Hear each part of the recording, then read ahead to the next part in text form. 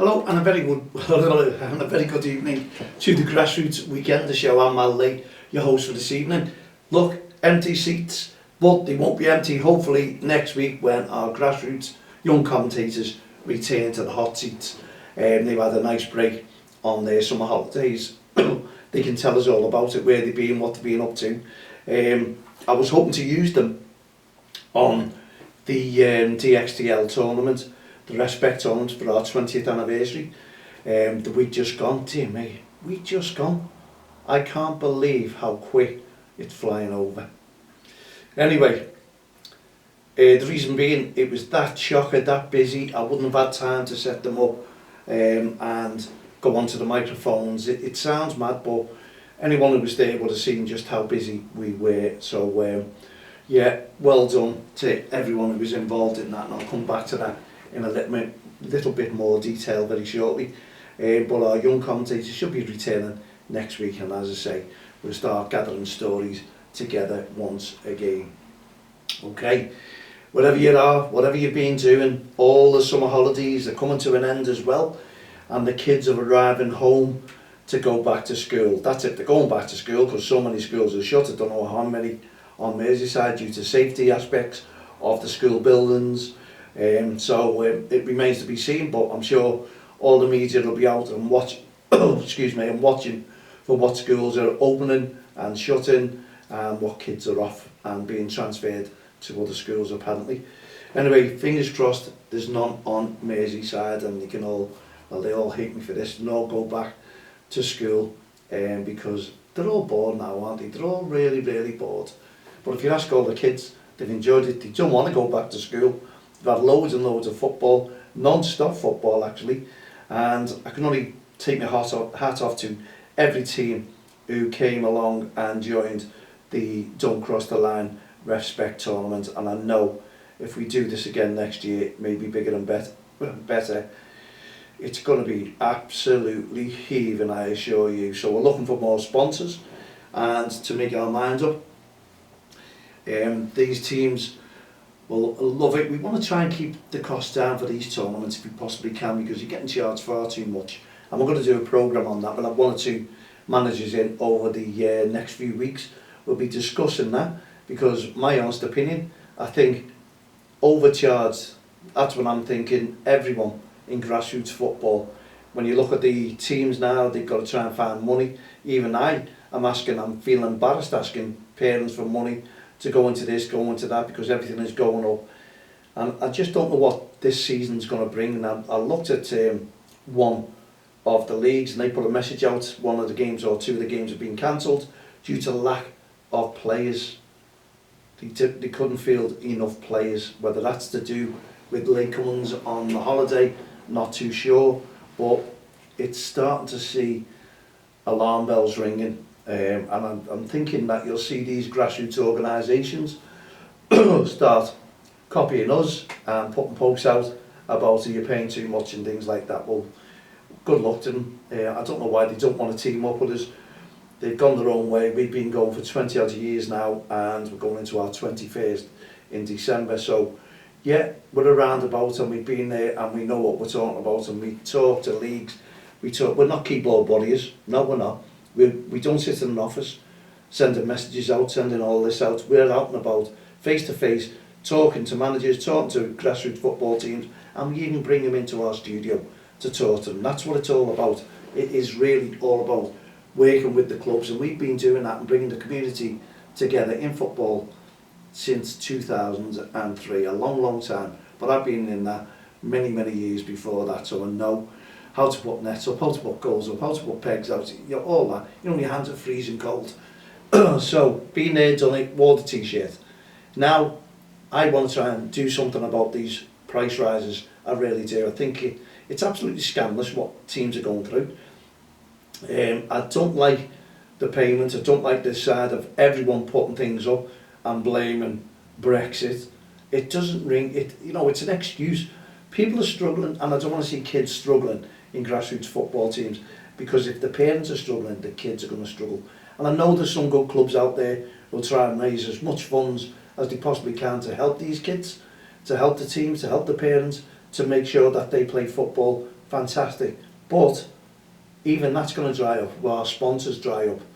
You've got to keep your eye on the sponsors, because if they're struggling, you're not going to get sponsorship for your football team. So where are you going to find the money? Because you do spot the balls, parents aren't going to do it. So it's going to steamroll like that, and you'll see that, and you'll see a big lapse in kids joining football teams, and not that they don't want to, they do, but they're embarrassed because they know that their mums and dads, grandparents can't afford it. You have to be mega rich now to go into grassroots football. And then you're talking Mo Salah, you're talking transfer deadline day, which is tonight at 11 p.m. And we're talking Mo Salah being on 1.5 million per week. Anyone in the right mind would want to go and do that at your age. You wouldn't stop them. At the end of the day, I'm just thinking about all this money. How come all these countries got that? Yeah, oil. My God, what an excuse. We can print money whenever we want to print money. I don't know what's going on in this world, but the government are holding back and just making their own fat pockets even fatter. And I don't want to see that. I really don't. All we want to see is parents getting a fair crack at the whip, working families going out there and working and non-stop working. And then you're talking about footballers, and we all go and watch footballers because these families, that's all they can go and do. And do you know what you take away from them? The family who like to go and watch your Premier League games, or the family who like to go and watch the kids in football, what would you do? Where's the choice? Because that's coming. That is coming. If you can't afford one, what does stop? So we're going to be taking up all this now, and you'll be watching this space, because I really am going to bang the drum and find out what we can do to help clubs, to help kids, to help families, because sport and activities is a must for all our kids. Enjoyment is a must, and smiles on the faces is a must. So don't cross the line. We'll be working very hard now to see what we can do to achieve and get a message to our government that we need money pumping in, even to our Premier League clubs. I'll send a message. I'm going to try and get a meeting, and I'm going to try and get to try and help our local teams through our big clubs and what have you. I know many have tried it and it hasn't worked, but I think we do just need to, because our kids are the football, Premier League families, football, they're their future. We are football themselves. The kids are their future. They need to look after them. They're not playing football. Where are all the kids going to go? Why do we have to keep buying from abroad these players, bringing them all in? Where are our English players? And that's no disrespect to any of the foreign players. I just think we've got just as good players that we can mould into decent players. We can bring back again our local clubs. If you're Liverpool, you're Liverpool. If you're Everton, you're Everton. If you're Manchester, you're Manchester. Born and bred. Let's all get there. Let's get our teams back to normal, because we're bringing in Spanish, you name it, Italians, everyone, but our own. And I can't understand. We do have good enough. Who's not doing their job to bring through our local kids? And that is going to tell.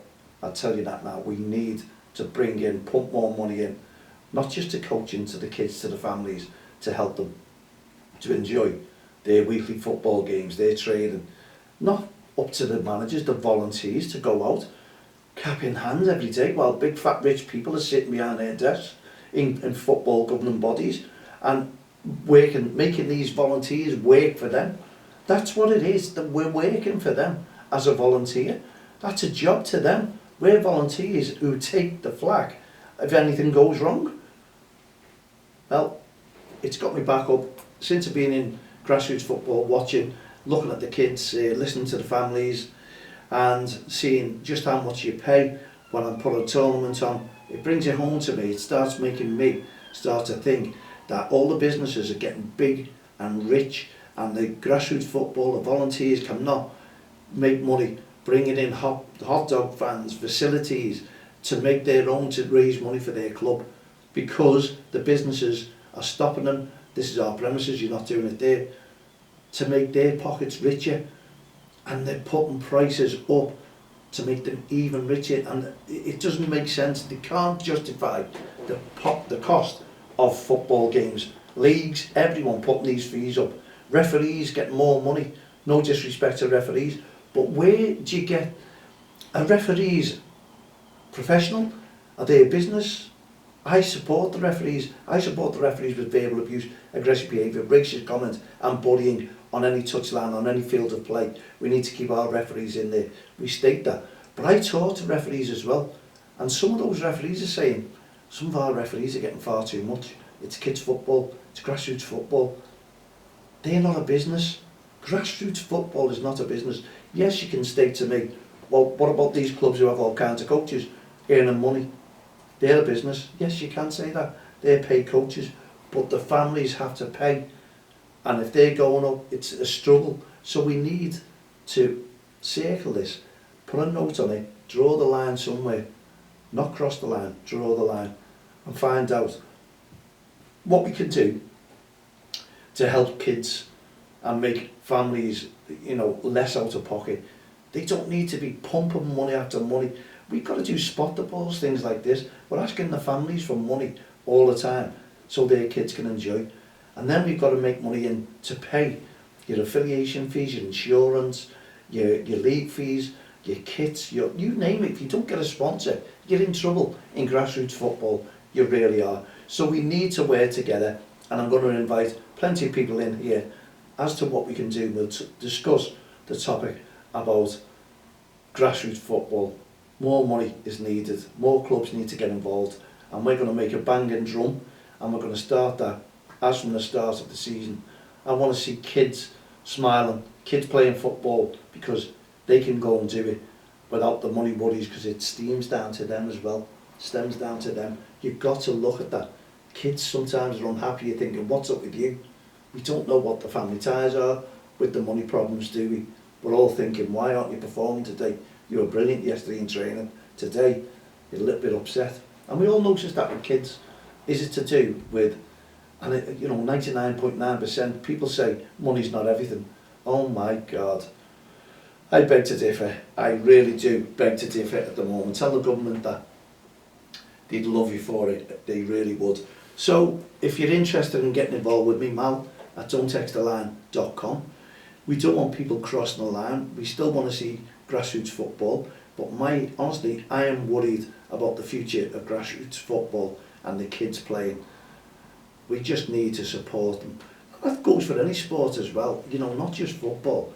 You know, you'd have kids, Morris dancers going out there, they're trying to raise funds, I suppose. All their prices are going up. They have to buy all the jewellery, everything that goes with whatever they're doing, the uniforms. They all have to do the same thing. And I'm sure we can tie it all in together and try and help. And I'm sure my MP will be willing to come in and have a little meeting with me and discuss the situation regarding this. But we need to do something very, very soon indeed, and I'm on to it already. And I need to talk to some of the governing bodies. You can't force kids out of football because they can't pay. And that's what seems to be happening without anyone realising. Just look, as a club, look at the costs of items, your kits, the balls, you name it, the nets, anything that you need to train these kids. Just look at the cost of it. It's frightening, it really, really is. But we need to make a difference, and we need to make sure that our kids are playing football for a long time to come. So if you want to support me, get on board, and we'll come up with something, and we'll have a few meetings, get together and address this situation that needs to be addressed ASAP. If you're with me, Mal at don'ttexttheline.com. Add me as a friend on Facebook, Twitter, LinkedIn, all the social network sites. Thank you very, very much indeed. Nearly choked then. Haven't got over the tournament. It was absolutely fantastic. Thanks to all our referees once again, who were immaculate, and the respect that they got and the respect they give back. It was mutual right the way round. And as someone says to me once, respect goes both ways. Well, in my tournaments on the Saturday, Sunday and Monday, it certainly did that. And the messages I've got on my phone, personal, of managers, of coaches, of parents, and the kids, I was talking to the kids, I was actually asking every child in that team, did you enjoy yourself? Even the kids who were just getting a participating medal. Yes, it was brilliant. No one was moaning, no one was complaining. People enjoyed themselves. And that's why me, Telf and Dan are going to look for something bigger and better next season, and we want to work on that. We're having a week's break, but we'll let you know, we'll keep you informed. We just need to make sure that teams everywhere are singing off the same song sheet.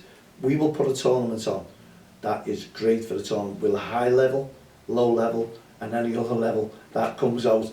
You know what I'm like on levels. I hate it, but you need to do it because some kids are better than others. And you know, these will be late developers. Give every child a chance to play football in a tournament to win something. And that's what we did on the bank holiday Monday. And that's what we did on the Saturday and the Sunday in high level games. Everyone was happy. People were saying, do you know what? You've got your levels right. This is fantastic. It's great to watch. I was happy. All the parents were happy. The coaches were certainly happy. And the kids were happy. There were smiles on those kids' faces. Just a pity football's governing bodies did not make a show to see exactly what you can do and how you can make a difference. Even the grassroots organisations, we invited them, they didn't come back to us. You know, they could have said, yes we can, no we can't. Didn't even come back to say, apologies I couldn't make it. It was one of those things, not going to be bothered going up there. Well, it's one of those things, you can either make it or you can't. And I did state, when I've been invited somewhere, I tell them I can either make it or I can't make it. I don't keep them waiting. And a massive thanks to Everton Football Club for bringing down Graham Stewart. Diamond, he's nicknamed. I'm a Red, but I'll tell you what, he was brilliant with the kids, he was brilliant with the adults, and we were talking football. He was talking about don't cross the line, he was interested, he was intrigued. And Ash, as well, who brought him down, the PR manager, who put on a lovely piece on the website, the Everton website, for all to see. And the referees, they got the promotion and the advertisement that they deserved as well. Well done to every referee. And it just proves that don't cross the line does have a bit of power when it comes to grassroots football. We make a difference in the league itself. We make a difference at grassroots football. You can't knock us for the work that we're doing with our volunteers. And we are voluntary. We're an organisation, a CIC, a community interest company, which is the next best thing to a charity. That's the best way to explain what we do, because everything that we do goes back into grassroots football. That's what happens. We're a not-for-profit organisation, and this is why we ask for sponsors to sponsor the real people in grassroots football. You can come along with us, you can see the work that we do. We don't stop. Those 3 days I took annual leave from my full-time job to actually do that. I actually done that to make sure that these kids, teams, everyone had a fantastic tournament, and we wanted to bring people together and prove that REFspect works on and off the field of play. And believe me, those referees will state to you, for the cards that we launched, it did work. There was no hesitation of people supporting the work we did. You could, honestly, we were walking around, the parents were shaking hands, everyone was saying what a fantastic tournament, the best I've ever been to. That's our parents, everyone was respecting each other, the referees. It was the kids who got involved, it was the kids who enjoyed it, and the kids who probably didn't realise that there was no screaming adults going at the referees. That's what it's all about. Yeah, you can disagree with the referee's decision, and we know referees make mistakes. It was proven the other day, they know it, but everyone was willing to shake hands and agree with it. If you make a mistake, you make a mistake. Get on with it. You know, we've got 1.5 minutes left of the show. I could go on forever, but we want people to get involved with us, to make sure that Grassroots makes a stance about all these price rises. We want the cost of teams supporting and managers, coaches who are voluntary, like myself, getting supported. If businesses can come along and sponsor these kids, hats off to you, well done. We've got One Call Taxis, we've got Aintree Sofas on board supporting the work that we do within the community, because they see, I've invited them here, they can come and see, they've gone to our presentations, they see the work that we do firsthand, and they know, boy, if they want advertising, they're going to get it out of us tenfold, and we will give them it back because they are helping us support the community. And that's what it means. Grassroots football is back this weekend. Let's show loads of respect on and off the field of play. Let's respect our referees on and off the field of play, and our committees, and also the coaches. You can respect each other on and off the field of play. Talk to your kids as we talk to the kids over our tournament. We made matters better in grassroots football, and I certainly, for one, was over the moon the way our tournament went. And myself and Dan had a really good discussion with our volunteers at the end of it. And boy, watch this space to see what's going to happen next with Don't Cross the Line and our REFspect campaign, especially with our tournaments. Thanks for tuning in. Have a great weekend. Don't forget, REFspect on and off the field of play. We'll be back on, well, tomorrow at round about 7 p.m. Good luck to all the Premier League clubs and our new players. Let's kick off the season the way we mean to kick off. Show loads of respect on and off the field of play, please. We'll see you tomorrow round about 7. Myself, Mal Lee and all the team here at the Grassroots Show, Don't Cross the Line and REFspect programme. Have a great evening. Good night, God bless.